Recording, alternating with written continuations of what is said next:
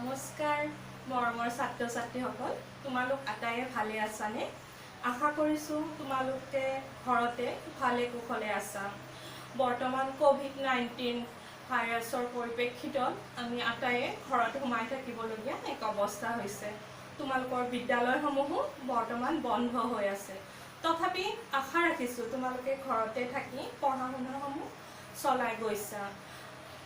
আজি তোমালোকৰ সুবিধাৰ কাৰণে মই এটি পাঠ আগবঢ়াব বিচাৰিছোঁ। পাঠটি আৰম্ভ কৰাৰ আগতে তোমালোকক দুটামান কথা সুধিব বিচাৰিছোঁ। তোমালোকে বাস কৰা চুবুৰীটোৰ নাম তোমালোকে জানানে? তোমালোকৰ গাঁওখনৰ নামটো জানানে? কি বাৰু তোমালোকৰ গাঁওখনৰ নাম? ঠিক আছে। আজি আমি আমাৰ পাঠ হিচাপে তোমালোকলৈ আগবঢ়াব ওলাইছোঁ অষ্টম শ্ৰেণী বসতি নামৰ পাঠটি। ঠিক আছে, আজি তোমালোকৰ পাঠ হ'ব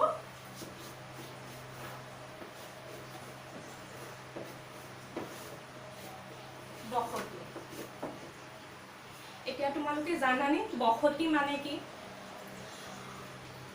বসতি কেই প্ৰকাৰৰ বসতি আছে, যেনে ধৰা নগৰীয়া বসতি, গাঁৱলীয়া বসতি। তোমালোকে জানানে? আজি আমি এইবোৰ বিষয়ে তোমালোকৰ লগত আলোচনা কৰিম। ছাত্ৰীসকল, আগতে আদিম যুগত মানুহৰ কোনো স্থায়ী বাসস্থান নাছিল। তেওঁলোকে খাদ্যৰ সন্ধানত ইঠাইৰ পৰা আন ঠাইলৈ ঘূৰি ফুৰিছিল। তেওঁলোকৰ কোনো নিজা ঘৰ দুৱাৰ নাছিলে। তেতিয়া তেওঁলোকে কি কৰিছিলে, গছৰ খুৰুং, পৰ্বতৰ গুহা ইত্যাদিবোৰত বসবাস কৰিবলৈ লৈছিলে। আৰু ক্ৰমান্বয়ে সময় বাগৰাৰ লগে লগে মানুহে খেতি বাতি কৰিবলৈ ল'লে। খেতি বাতি কৰাৰ পিছত তেওঁলোকে খেতি বাতি চোৱা চিতা কৰিবৰ কাৰণে কি কৰিলে, স্থায়ীভাৱে এঠাইত বসবাস কৰিবলৈ ল'লে। আৰু স্থায়ীভাৱে যেতিয়া বসবাস কৰিবলৈ লৈছিল তেতিয়া তেওঁলোকে ঠাই হিচাপে বাছি লৈছিলে নৈ কাষৰীয়া ঠাই বা নৈ দাঁতি কাষৰীয়া ঠাইবোৰ বাছি লৈছিলে। তাতে পানীৰ সুবিধা আছিলে।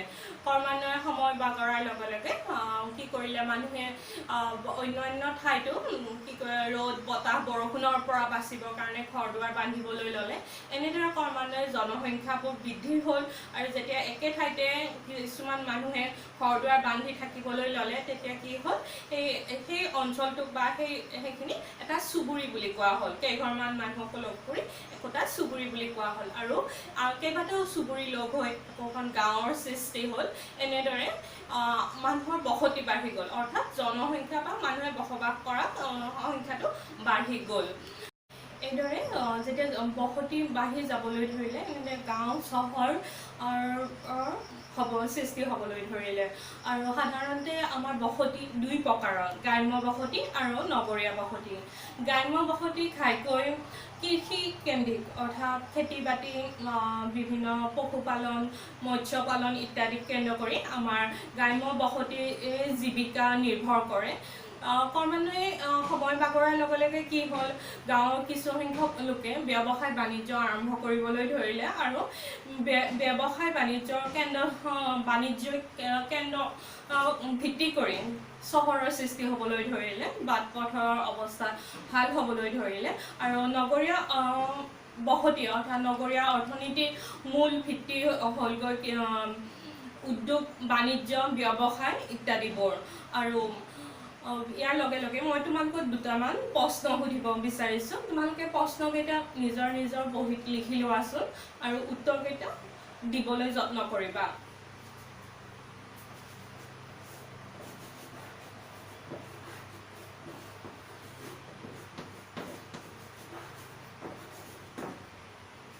এতিয়া বসতি কি?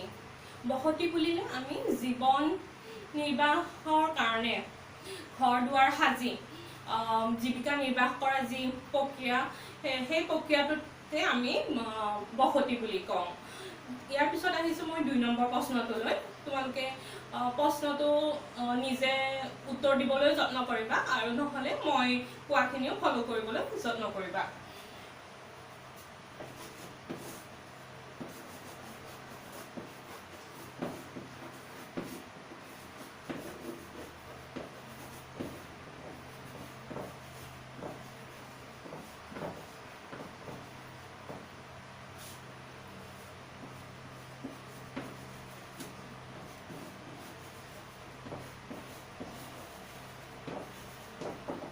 এই প্ৰশ্নটো তোমালোকে লিখি ল'লানে? মই ইয়াতে লিখিছোঁ বসতি কেই প্ৰকাৰৰ আৰু কি কি। মই এইমাত্ৰ কৈ গৈছোঁ তোমালোকক বসতি 2 প্ৰকাৰৰ। এবিধ হৈছে গ্ৰাম্য বসতি আৰু আনবিধ হৈছে নগৰীয়া বসতি। ইয়াৰ পিছত 3 নম্বৰ প্ৰশ্নটো লৈ আহা।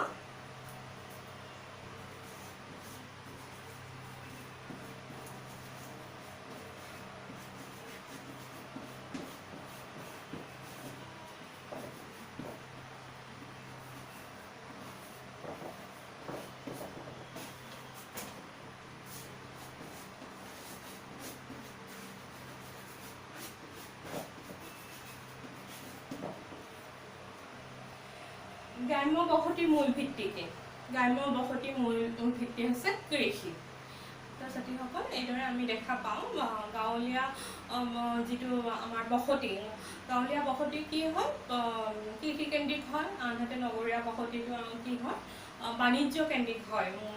আৰু সাধাৰণতে যিবোৰ অঞ্চলত মাটি খুব সাৰুৱা, তাৰপিছত পানী দুনিৰ সুবিধা, নদীৰ পানীৰ সুবিধা, এনেকুৱা অঞ্চলত সাধাৰণতে বসতি ঘনত্বটো বেছি দেখা গৈছে। আৰু যিবোৰ অঞ্চলত অৰ্থাৎ পাহাৰৰ শিখৰ, মৰুভূমি বা খুব নিম্ন ঠাইবোৰত কি দেখা যায় জনবসতি খুব কম দেখা যায়। এইদৰে আমি মাটিৰ গুণাগুণ, পৰিৱেশ বা জলবায়ু ইত্যাদিৰ ওপৰত ভিত্তি কৰি আমি বসতিৰ ঘনত্বটো কম বা বেছি দেখা পাওঁ। তো ছাত্ৰীসকল মই এতিয়া তোমালোকৰ কেইটামান বৈশিষ্ট্যৰ বিষয়ে ক'বলৈ আহিছোঁ। তোমালোকৰ পাঠ্যপুথিত ইয়াতে দিয়া আছে, তোমালোকে চাই ল'বা। প্ৰাথমিক বৃত্তি অৰ্থাৎ কৃষি, পশুপালন, মাছ ধৰা, চিকাৰ, খনিজ সম্পদ আহৰণ কৰা আদি হৈছে প্ৰাথমিক বৃত্তি। আনহাতে দ্বিতীয় বৃত্তি কি? দ্বিতীয় বৃত্তি কল কাৰখানাৰ কাম কাজ, ঘৰুৱা শিল্পকৰ্ম আদি, অৰ্থাৎ যিবোৰ মানুহে উদ্যোগত কাম কৰে বা ঘৰুৱা অন্য ধৰণৰ কাম কিছুমান কৰে, সেইবোৰক কি কৰা যায় দ্বিতীয় বৃত্তি বুলি কোৱা হয়। আনহাতে তৃতীয় বৃত্তিনো কি আমি চাওঁ আহাচোন বাৰু। ওকালতি, বেংক সেৱা, শিক্ষকতা, তাৰপিছত গীত গোৱা, হিচাপ ৰখা ইত্যাদিবোৰ তৃতীয় বৃত্তিৰ ভিতৰত অন্তৰ্গত, অৰ্থাৎ তৃতীয় বৃত্তিত পৰে। চতুৰ্থ বৃত্তি ব্যৱস্থাপনা, পৰিচালনা, গৱেষণা, উদ্যোক্তা আদি চতুৰ্থ বৃত্তিত পৰে। ছাত্ৰ ছাত্ৰীসকল গাঁৱলীয়া বসতিৰ বৈশিষ্ট্যসমূহ কি? গাঁৱলীয়া বসতিৰ বৈশিষ্ট্যসমূহ হৈছে কৃষিভিত্তিক, জনসংখ্যা পাতল বা ঘন হ'ব পাৰে। দ্বিতীয়তে ঘৰবাৰীবোৰ থলুৱা অৰ্থাৎ পৰম্পৰাগত আৰ্হিৰ হয়। তাৰপিছত যাতায়াতৰ ব্যৱস্থা সুচল নহয়, যান বাহনৰ সংখ্যা কম, অনুষ্ঠান প্ৰতিষ্ঠানৰ সংখ্যা কম আৰু ব্যৱসায় বাণিজ্যৰ সুবিধা কম। আনহাতে নগৰীয়া বসতিৰ বৈশিষ্ট্যসমূহ তোমালোকে শুনি যাবাচোন। বাসিন্দাসকলৰ নগৰীয়া বসতিৰ বাসিন্দাসকলৰ মূল বৃত্তি হৈছে ব্যৱসায় বাণিজ্য, উদ্যোগ, কাৰ্যালয়, চাকৰি ইত্যাদি। বসতিসমূহ ঘন আৰু স্থূপীকৃত, অৰ্থাৎ একে ঠাইতে বহুতে বাস কৰে। তাৰপিছত যাতায়াত ব্যৱস্থা সুচল, যান বাহনৰ সংখ্যা বহুত বেছি, অনুষ্ঠান প্ৰতিষ্ঠানৰ সংখ্যা বেছি, ব্যৱসায় প্ৰতিষ্ঠানৰ সংখ্যা বেছি। এইদৰে তোমালোকক আজি মই বসতিৰ বিষয়ে আগবঢ়ালোঁ পাঠটি। তোমালোকে ঘৰত ভালদৰে ৰিডিং কৰিবা। আৰু মই শেষত এবাৰ কৈ দিব বিচাৰিছোঁ আদিৰ পৰা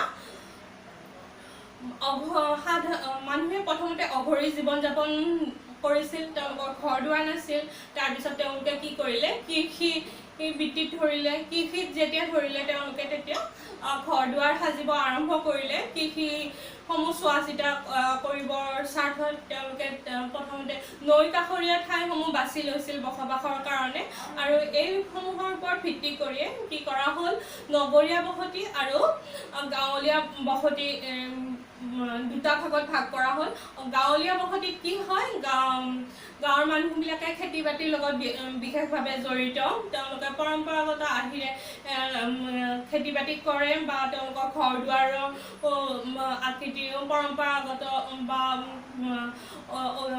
আৰ্হিবিলাক অলপ বেলেগ ধৰণৰ হয়। যাতায়াতৰ ব্যৱস্থাটো তেওঁলোকৰ বিশেষ সুচল নহয়, ৰাস্তা পথবিলাক বেয়া হয় এনেকুৱা। কিন্তু নগৰীয়া বসতি কি হ'ল মানুহে ব্যৱসায় বাণিজ্য ত্যাগ নকৰি নগৰীয়া বসতি যেতিয়া আৰম্ভ হ'ল তেতিয়া কি হ'ল একে ঠাইতে বহুত মানুহে বসবাস কৰিবলৈ ল'লে যান বাহনৰ সংখ্যা বেছি হ'ল লগে লগে ব্যৱসায় বাণিজ্যবিলাক বেছি হ'ল জনসংখ্যা বেছি এনেকুৱা ধৰণৰ কিছুমান লক্ষ্য পৰিলক্ষিত হ'ল আমি মানুহক কেইবাটাও ভাগত তেওঁলোকৰ বৃত্তিসমূহ আমি ভাগ কৰিব পাৰোঁ আমি প্ৰাথমিক বৃত্তি কৃষি কৰ্ম ধৰা যায় আৰু কৃষি কৰ্মত ধৰা যায় দ্বিতীয় কাম কাজসমূহৰ ওপৰত ভিত্তি কৰি কিছুমান বৃত্তিসমূহক কেইবাটাও ভাগত ভাগ কৰা হ'ল প্ৰাথমিক বৃত্তি দ্বিতীয় বৃত্তি তৃতীয় বৃত্তি চতুৰ্থ বৃত্তি ইত্যাদিবোৰত ভাগ কৰা হ'ল প্ৰাথমিক বৃত্তিত আমি কৃষি পশুপালন মাছ ধৰা চিকাৰ তাৰপিছত খনিজ সম্পদ আহৰণ কৰা আদি আমি কি কৰোঁ প্ৰাথমিক বৃত্তিৰ ভিতৰত ৰাখোঁ আনহাতে দ্বিতীয় বৃত্তিত আমি কল কাৰখানা তাৰ কাম কাজ ঘৰুৱা শিল্পকৰ্ম ইত্যাদিবোৰ ৰাখোঁ তাৰপিছত আহিল তৃতীয় বৃত্তি ওকালতি লোকসেৱা শিক্ষকতা গীত গোৱা ইত্যাদিবোৰ পৰে তাৰপিছত আহিল চতুৰ্থ বৃত্তি মেনেজমেণ্ট অৰ্থাৎ ব্যৱস্থাপনা কৰা তাৰপিছত পৰিচালনা বা গৱেষণা উদ্যোক্তা ইত্যাদিবোৰ পৰে এনেদৰে আমি বৃত্তিসমূহ ভাগ কৰিব পাৰোঁ আৰু ইয়াৰ লগে লগে মই আশা কৰিছোঁ তোমালোকে বসতি পাঠটি খুব ভালদৰে আয়ত্ত কৰিব পাৰিছা আৰু যদি মোৰ ভিডিঅ'টো ভাল লাগে মই আগলৈকো এনেকুৱা ধৰণৰ ভিডিঅ' বনাবৰ কাৰণে চেষ্টা কৰিম আৰু পেজটো লাইক কৰিব শ্বেয়াৰ কৰিব বুলি আশা কৰিলোঁ